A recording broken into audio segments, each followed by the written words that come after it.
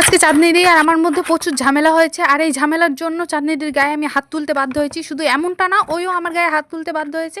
তো চলো কেন এমনটা হলো তোমাদেরকে বলি। এদিকে আমি সকাল সকাল উঠে পড়েছিলাম, উঠে গিয়ে নিজের কাজ কাম কমপ্লিট করে নিয়েছিলাম, আর এদিকে আমার অনেকটা লেট হয়ে যাচ্ছিল, তারপরেও ক্যামেরার সামনে বসে ঢং করছিলাম, কিন্তু কিছু করার নাই গাইজ। আর এখানে আমি একটু নিজেকে দেখছিলাম ভালো করে যে এই ড্রেসটা পরে যাবো নাকি আরও কিছু পরবো। মেয়েদের সবারই সমস্যা, কোথাও যাওয়ার আগে ড্রেস নিয়ে এতটাই কনফিউজ থাকে যে এখানেই আমাদের লেট হয়ে যায়। তো ফাইনালি আমরা আমাদের লোকেশনে পৌঁছে গেছি।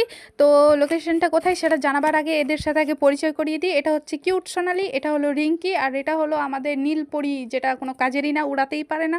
আর আমি তো হলাম মিষ্টি মেয়ে। না, আমি শুধু মিষ্টি মেয়ে, কিন্তু আমি আসলে তিতা মানুষটা। তো আমাদের লোকেশনটা ছিল আজকে দৌলতপুর মোহাম্মদপুর রেল স্টেশন। একটা বিষয় কি আছে, আমরা বাড়ি থেকে যতই মেকআপ করে আসি না কেন, কোথাও গেলে আমরা ভিডিও বানাবার আগে আমাদেরকে মেকআপ শেকআপ করতেই হবে, কারণ আমরা ময়দা মামুনি।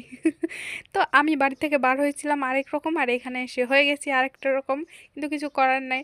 আর এখানকার ভিউটা দেখো, জাস্ট ওয়াও, খুব সুন্দর লাগছিল জায়গাটা, বলে বোঝাবার মতো না। তো দেখো আমাদের মোহাম্মদপুর রেল স্টেশন কি সুন্দর দেখতে, তোমরাও আসতে পারো।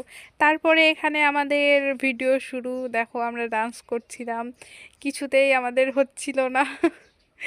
কোনো মতো করে করলাম কয়েকটা। আমরা এতটাই অলস যে দুই একটা ভিডিও বানাতে বানাতে বিরক্ত হয়ে গেছি। এবার আসি মেন পয়েন্টে।